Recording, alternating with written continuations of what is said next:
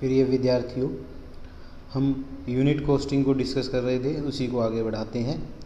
A limited has to supply 3 different types of casting weighting respectively 72 ton, 180 ton and 108 ton. 10% of the raw material use is wastage in the manufacturing process. 3 तरह के product बनाती है, उसमें एक 72 ton निकलता है, दूसरा 180 ton निकलता है, तीसरा 108 टन निकलता है। 10% रॉ मटेरियल जो यूज़ किया गया था वो वेस्टेज हो जाता है मैन्युफैक्चरिंग प्रोसेस के दौरान, जो कि which is sold at 20% of the material cost, जो कि मटेरियल कॉस्ट का 20% पर सेल हो जाता है। Cost of raw material is ₹750 पर टन। कच्चे माल की लागत है 750 रुपये प्रति टन। अदर इन्फॉर्मेशन दी है, लेबर दी है ए में, बी में और सी में।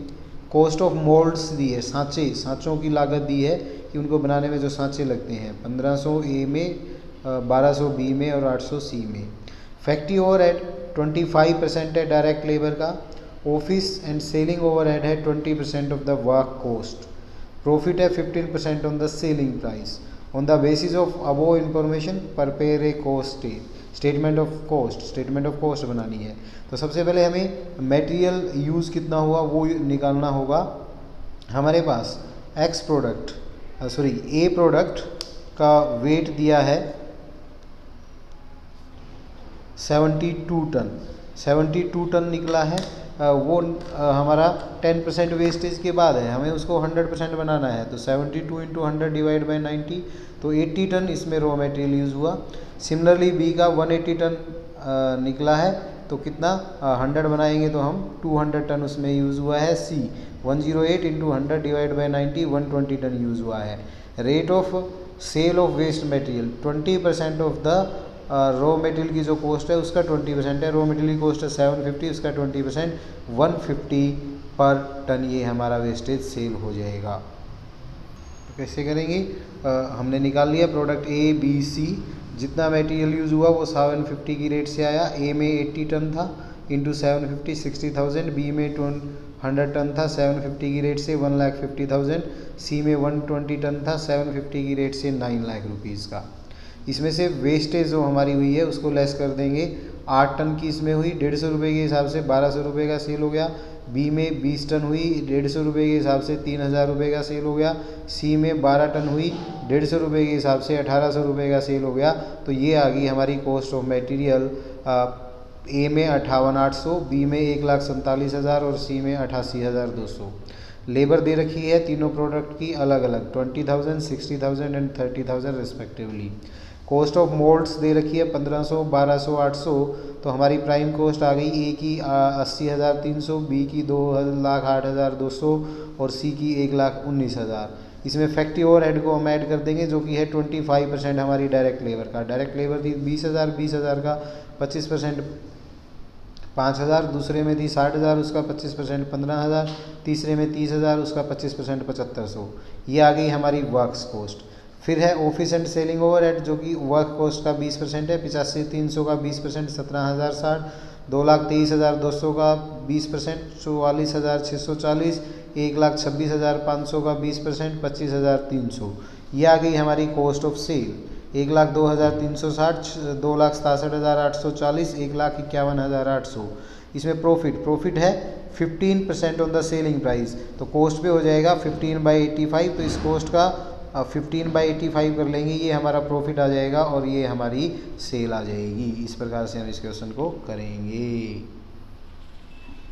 नेक्स्ट देखते हैं, the following particular are derived from the record of a factory. Material use दिया है, वेजेस पेड दी है, factory overhead 60% of wages, material return to the store दिया है, material transfer to the other job दिया है। 10% of the production has been scrapped as bad and further 20% has to be brought up to the specification by increasing the factory overhead to 80% of wages. If the scrap product fetches only 470, find the production cost of per unit of the finished product. If the total product including the quantity scrapped be 100 units. तो क्या है, जो हमारा 10% production है वो हमारा scrap हो जाता है, उसका हमें कुछ नहीं मिलता। और जो 20% उसके अतिरिक्त फर्दर 20% हम स्पेसिफिकेशन तक ले आते हैं, उसमें कुछ कमी रहती है लेकिन उसको और वर्क करके सुधारा जा सकता है। उस एक्स्ट्रा वर्क के लिए हमें फैक्ट्री ओवरहेड को 80% तक करना है, जो कि पहले 60% थे उसको 80%। दैट मीन्स कि 20% इंक्रीज और हो जाएगा। जो हमारा 20% वेस्टेज मटेरियल है उसको स्पेसिफिकेशन तक करने आने के लिए, उसको अकॉर्डिंग टू स्टैंडर्ड लेके आने के लिए। स्क्रैप प्रोडक्ट से हमें 470 रुपीज़ मिल जाता है। तो प्रोडक्शन कॉस्ट निकालनी है पर यूनिट, 100 यूनिट्स हमारी यूज़ होती है स्क्रैप को यूज़ करते हुए।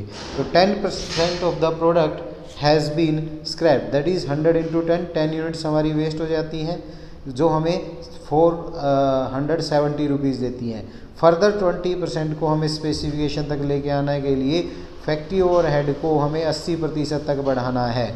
That means 20% unit factory overhead को इंक्रीज़ करना है 80 माइनस 60 20% से। सो एडिशनल फैक्ट्री ओवरहेड क्या होंगे? टोटल फैक्ट्री ओवरहेड हमारे 56,000 हैं, तो 20% प्रोडक्ट पे 20/100 और उस पर 20% बढ़ाना है तो 20/100 2240 रुपये से बढ़ जाएगा।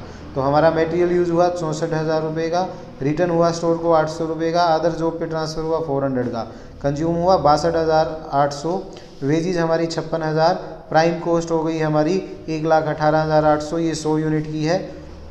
फैक्ट्री ओवरहेड 60% ऑफ वेजेज हैं 33,600, एडिशनल फैक्ट्री ओवरहेड है जो हमने अभी ऊपर कैलकुलेट किए थे 2240, तो ये हो गया 1,54,640। उसमें से जो हमारी स्क्रैप हुई थी यूनिट 10, उससे 470 हमें मिल जाता है। तो कॉस्ट ऑफ प्रोडक्शन 90 यूनिट की आ गई हमारी 1,54,170 पर यूनिट निकाल लेंगे। 90 से इसको डिवाइड करेंगे 1713 रुपये पर यूनिट आएगा।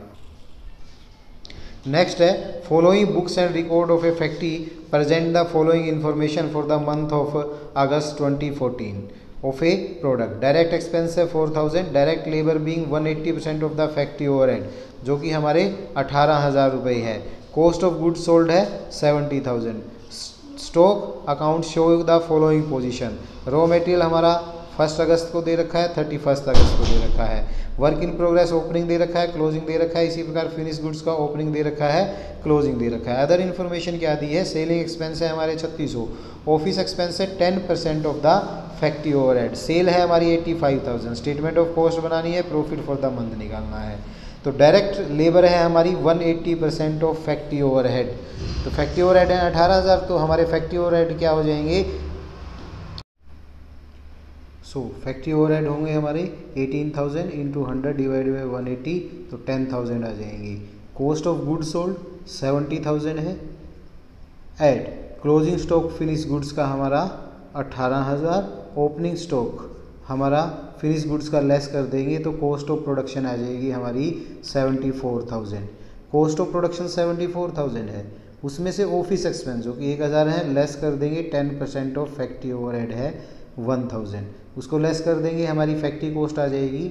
फैक्ट्री कॉस्ट है हमारी 73,000, उसमें वर्क इन प्रोग्रेस क्लोजिंग का ऐड कर देंगे, opening work in progress less कर देंगे, फैक्ट्री ओवरहेड लेस कर देंगे तो हमारी प्राइम कॉस्ट आ जाएगी। फिर हम प्राइम कॉस्ट है हमारी, प्राइम कॉस्ट में से हम डायरेक्ट एक्सपेंसेस लेस कर देंगे, डायरेक्ट लेबर लेस कर देंगे तो डायरेक्ट मटेरियल कंज्यूम आ जाएगा। फिर हमारा डायरेक्ट मटेरियल कंज्यूम है, उसमें क्लोजिंग स्टॉक रॉ मटेरियल का ऐड कर देंगे, ओपनिंग स्टॉक रॉ मटेरियल का लेस कर देंगे तो परचेज ऑफ रॉ मटेरियल आ जाएगा। तो हमारी सारी इन्फॉर्मेशन आ जाएगी, उसके बेस पे हम स्टेटमेंट ऑफ कॉस्ट बनाएंगे। रॉ मटेरियल ओपनिंग दे रखा था हमारा, परचेज हमने निकाला, क्लोजिंग स्टॉक हमारा दे रखा था तो रॉ मटेरियल कंज्यूम आ गया। डायरेक्ट लेबर दे रखी थी, डायरेक्ट एक्सपेंसेस दे रखी थी, हमारी प्राइम कॉस्ट आ गई। फैक्ट्री ओवरहेड हमने निकाले 10,000 है, ओपनिंग वर्क इन प्रोग्रेस 10,000 था, क्लोजिंग वर्क इन प्रोग्रेस 13,200 था, तो फैक्ट्री कॉस्ट आ गई हमारी 73,000। ऑफिस एक्सपेंस फैक्ट्री ओवरहेड का 10% था 1,000 है, तो कॉस्ट ऑफ प्रोडक्शन आ गई हमारी 74,000। ओपनिंग फिनिश स्टॉक को हम ऐड कर देंगे 14,000, क्लोजिंग फिनिश स्टॉक को हम लेस कर देंगे तो कॉस्ट ऑफ गुड्स सोल्ड आ जाएगी। सेलिंग एक्सपेंस हम ऐड कर देंगे, कॉस्ट ऑफ सेल आ जाएगी। प्रॉफिट है हमारा, सेल दे रखी है तो हमारा प्रॉफिट आ जाएगा। इस प्रकार से हम करेंगे। इसमें हमें इन्फॉर्मेशन मिसिंग थी, वो इन्फॉर्मेशन हमें गिवन इन्फॉर्मेशन के आधार पर उनको कोरिलेट करते हुए निकालनी है पहले, वो निकाल के फिर हम कंप्लीट स्टेटमेंट ऑफ कॉस्ट बना सकते हैं। उसके बाद आता है हमारा production account. The production account is the presented in the form of an account based on the double entry system principle। Double entry के बेस पे हम इसको बनाते हैं। Production account has been known as the manufacturing account, manufacturing account भी इसको बोलते हैं। Use for industries producing bricks, coal and coke, pig iron, yarn, cloth, इनमें ज़्यादातर यूज होता है। The object of production account is to, objective क्या है इसका, to show the cost of production along with cost per unit in a detailed and analytical वे। उसको विश्लेषणात्मक तरीके से और डिटेल में कॉस्ट पर यूनिट क्या है और टोटल कॉस्ट क्या है उसको डिस्क्राइब करता है ये। फॉर एग्जांपल देखते हैं, prepare a production account from the following information. State cost per article manufacture if number of article produces 6000, 6000 बनाए हैं तो कितना उसका आएगा। स्टॉक दिया है एट द एंड मटेरियल का, एट द स्टार्ट दिया है, परचेज ऑफ मटेरियल दिया है, सेल ऑफ मटेरियल दिया है, मटेरियल रिजर्व्ड दिया है, वेजेस दी है, मैन्युफैक्चरिंग एक्सपेंस दिए हैं, वर्क इन प्रोग्रेस स्टार्टिंग दिया है, work in progress at the end दिया है। तो कैसे हमारा बनेगा, डबल एंट्री सिस्टम पे बेस पे बनेगा। मटेरियल कंज्यूम निकालेंगे, ओपनिंग स्टॉक दिया है, परचेज दिया है, क्लोजिंग लेस कर देंगे, सेल ऑफ मटेरियल लेस कर देंगे, मटेरियल रिजर्व लेस कर देंगे। तो हमने कितना यूज़ किया, 58,400 का 6000 यूनिट हमारी प्रोड्यूस हुई थी, उससे डिवाइड कर लेंगे, 9.73 रुपीज़ पर यूनिट आ गया। वेजेस हमारी गिवन है, उसकी पर यूनिट निकाल लेंगे, प्राइम कॉस्ट आ गई। फिर हमारा मैन्युफैक्चरिंग एक्सपेंस ऐड कर देंगे, वो मैन्युफैक्चरिंग एक्सपेंस दिया है उसमें opening work in progress add कर देंगे, closing work in progress less कर देंगे, हमारा मैन्युफैक्चरिंग एक्सपेंस आ जाएगा। तो ये टोटल कॉस्ट ऑफ हमारी प्रोडक्शन आ जाएगी। इस प्रकार से हम इसको बनाएंगे। नेक्स्ट है, from the following information prepare pig iron production account showing cost per unit per ton of each class of expenditure. हर एक क्लास पे कितना एक्सपेंडिचर हुआ पर टन वो दिखाना है, और पिग आयरन कितना प्रोड्यूस हुआ वो दिखाना है। टोटल प्रोडक्शन हमारी पिग आयरन की थी 64,000 टन, सेल ऑफ स्लैश थी 21,000, जनरल वर्क्स चार्जेस थे 9,000, वेजेस थी 34। इसमें जो प्रोडक्ट यूज़ हुए हैं, कोल, कोक, लाइमस्टोन, आयरन स्टोन और संडीज, उनका ओपनिंग स्टॉक दिया है, परचेज ड्यूरिंग द ईयर दिया है, क्लोजिंग स्टॉक दिया है। तो हमें सबसे पहले ये निकालना होगा कि कितना कोयला यूज़ हुआ, कितना कोक यूज़ हुआ, कितना लाइम स्टॉक हमारा यूज़ हुआ, कितना हमारा आयरन और यूज़ हुआ, कितनी हमारी संडीज यूज़ हुई, फिर हम बनाएंगे। तो देखते हैं कैसे करेंगे। तो सबसे पहले हमने ओपनिंग स्टॉक लिखा, कोल का, कोक का, लाइमस्टोन का, आयरन ओर का और संडीज का।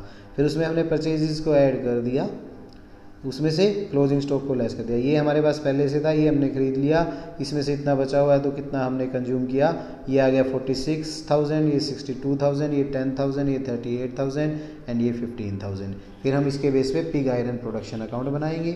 कोयल यूज़ हुआ 46 का, कोक यूज़ हुआ 62 का, लाइमस्टोन हुआ 10,000, आयरन और हुआ 38,000, संडी हमारी 15,000 की, वेजेस हमारी 34,000, जनरल वर्क चार्जेस दे रखे हैं 9,000, सेल ऑफ स्लेज दे रखी है 21,000। तो कॉस्ट ऑफ प्रोडक्शन आ गई 64,000 टन बना था, हर एक को 64,000 से डिवाइड करके पर यूनिट हम निकाल लेंगे। ये है हमारा प्रोडक्शन अकाउंट। Thank you.